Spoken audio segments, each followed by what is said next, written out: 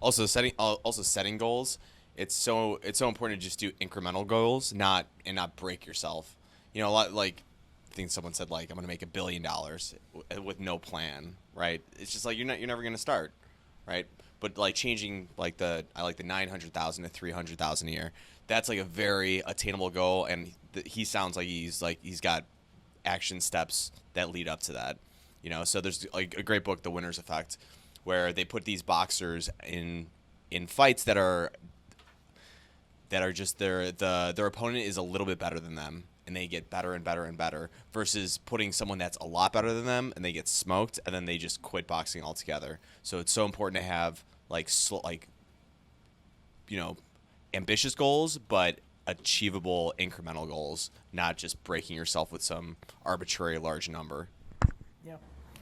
And backwards engineering that, and you think, well, what would have to, whatever that number is, or whatever the outcome you have in mind is, what would have to be true one step before that, and what would have to be true one step before that, and what would have to be true one step before that, and keeping that back to well here I am now, and da da da da da da. And and the map is not the territory. I forget the guy Korzybski, some guy Alfred Korzybski said the map is not the territory, meaning your plan or the way that you think the territory is going to be. It's going to be a bit different when you're on the ground navigating that space. But without the fucking map, you're going to have a hard time getting from point A to point B on the fucking territory. So even that, I'm curious how you think about this as a trained engineer, but. And some of you other guys, I bet you have some insights on this too, but I've done that as a visualization experiment countless times, where you kind of think, what would have to be true one step earlier, and one step earlier, and one step earlier, and and then try going it the other way. So all right, is that a valid structure? Like, could you go from A to B to C to da da da da? We did it backwards. How could we do it forwards? If you could, and then find those incongruencies, or refine the model, refine the model, refine the model. And again, it's never going to be precisely like that. But it gives you a structure that, you get back to a point of like, what are the 3 things I need to do today to get closer to that? What are the 3 main outcomes I have to have before I go to sleep tonight to make sure that I'm making progress towards that outcome? And then when you go to sleep, what are the 3 biggest things I could do tomorrow that would advance the ball further down the field and get me closer to that outcome? And then wake up tomorrow and have another little conference with yourself. Are those still the 3 most important things? Or or maybe we're going to do 2 of those, but you thought of a better one overnight, and swap it out if that's true. And it's not going to be perfect, but you know what other people are thinking about when they wake up? Not fucking much. You know what they're thinking about when they're going to sleep? Not fucking much. If you just did that changed my life so much. It sounds petty. It sounds like a little trifling something. I've been doing this since I was like 22, and for almost half my life, I've been, every day when I go to sleep, and every morning when I wake up, I do that thought exercise every time, every day. There's times I've had 10 vodka drinks and I still think to myself, it's few nights, but there's times I've had 10 vodka drinks and I still make sure that, I'm going to have that consciousness before I go to bed of like, well, maybe you shouldn't do that again tomorrow. When you wake up tomorrow with a hangover, when you wake up tomorrow feeling 70% capacity, what could you learn from that? And how do you still advance the ball down the field? Well, maybe you only have 3 drinks tomorrow and, get these other couple things done too. It's not going to be perfect. You're going to have a couple days like that, and someday you'll decide to have less of those days and more industrious days. But that's even a valid plan. That's even a valid plan. So it doesn't cost anything. It doesn't cost anything. So what are the 3 big things I need to accomplish tomorrow to move the ball down the field and accomplish my biggest goals? Wake up and check in with yourself and do it again. Just having that ongoing narrative in your own head. It's like you're a different person, It's like a self-accountability mechanism that when you were just scheduled twice a day with yourself like that you got to answer to yourself at the end of the day, and you don't want to be disappointed about where you're at. And we talked about this a couple hours ago. Is your main competitor really is you. The main obstacle in your life really is your own goddamn psychology of just making a decision to do something, and then having the odd perseverance that almost no one does to actually follow through on the shit that is good for you.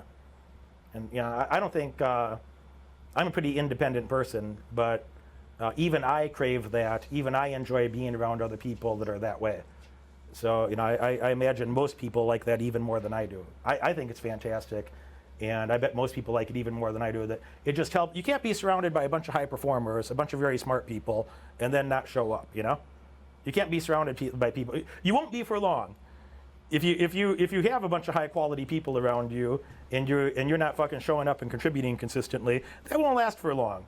They're gonna go hang out with somebody else, and you're gonna be back with a bunch of fucking piss swimmers.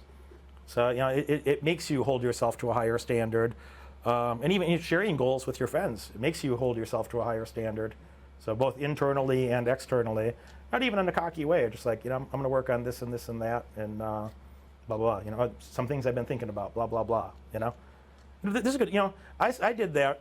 I won't call it a mistake, but I did that, I don't know, a couple of years ago. I had it in my head that a year and a half ago, I'm like, hey, I'm going to lose, whatever, 25, 30 pounds in the next year, blah, blah, blah. And I said that publicly. And people love to point that out. They'll watch one of my videos on YouTube about finance, and they say, but Derek, you're fat. And I'll say, well, it's a good thing I'm not giving you fucking diet advice then, you fucking clown. It's a good thing I'm not offering you fucking diet advice. And what are they really saying? Now, A, I've doubled my net worth in that same period of time. So A, I doubled my net worth in that same period of time. And most of the people that are saying that are probably these $200 type people. So that's an interesting thought. But on a deeper level, and away from any egoic attachment that I might have to it, what are they really saying when a video has several hundred thumbs ups and a few thumbs downs, when the ratio is like 98 to 2 or something, and the comment that they choose to leave on a YouTube is, but Derek, you're fat. So does that? And I'm not trying to say this to be nice or to rationalize it for myself, but like, why are they listening to if it wasn't useful, why are they listening? Why are you watching my video if they didn't think it was useful to them? And I imagine, I might be wrong, I imagine that there's somebody in there, they're like, hey, actually this guy says some pretty smart shit that I probably should implement, and it probably would help my life if I implemented it, but I don't really feel like having the discipline to do that right now. I don't really want to take on that new responsibility. So let me just, ad hominem attack and call this guy fat or whatever, and then I can get back to my life and alleviate the cognitive dissonance of knowing that I should absolutely do what he told me to do. But if I could just alleviate my cognitive dissonance and say, yeah, but you're fat, and then go back to swimming in his piss. So I imagine that's really the mechanism going on there.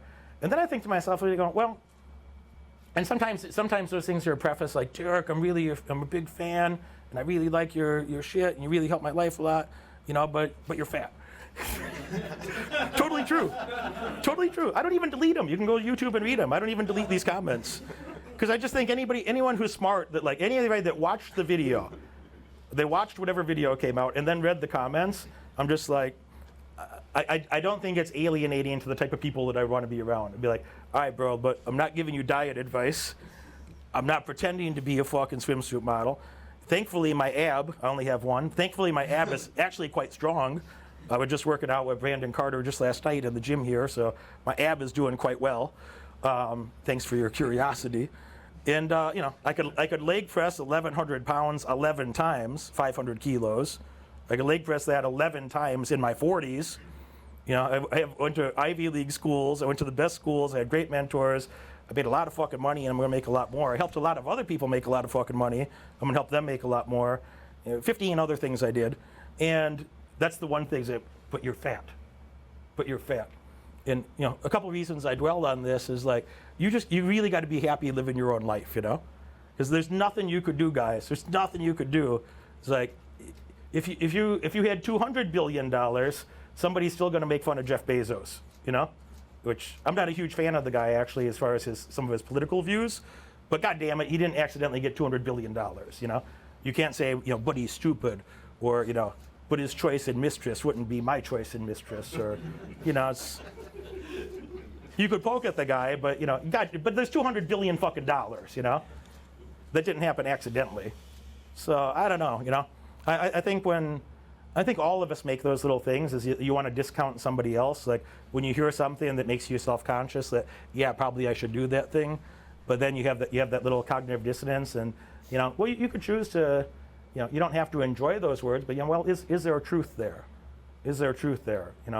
Whether I emotionally like it or not, is there a truth there, and is that something that should be pursued, or are you just being a a piss swimmer. You'd rather discount someone else and then to alleviate that cognitive dissonance and then get back to doing not much. I think it is a human nature thing, and I think again it's a gradient of human. That's why I leave the comments there. I think the higher end humans that are capable of reasonable thought, which is pretty rare actually, as you probably are painfully aware of as well. The few humans that are capable of actually thinking, I don't think it dissuades them if they watch the videos like, man, there's 3 big things in there that are gonna be really useful to my life. So, but he's fat. Moneyberg Mentoring is a general business course of like how to think and what are the fundamentals of business. This is a program about helping you make better decisions. I'm trying to give you some frameworks for how I'm thinking about things and how it's allowed me to go make more money. Just to say again, it's like, well, you're probably going to die sooner than you'd like. So how much time do you want to spend with the wrong people? This is not a get rich quick scheme. This is a get rich. Anything that I included as a homework assignment is something that's going to benefit your life long term. Derek, what's the one big thing? The one big thing is that you showed up here. I'm just saying, hey man, you can do a lot better, and you're going to.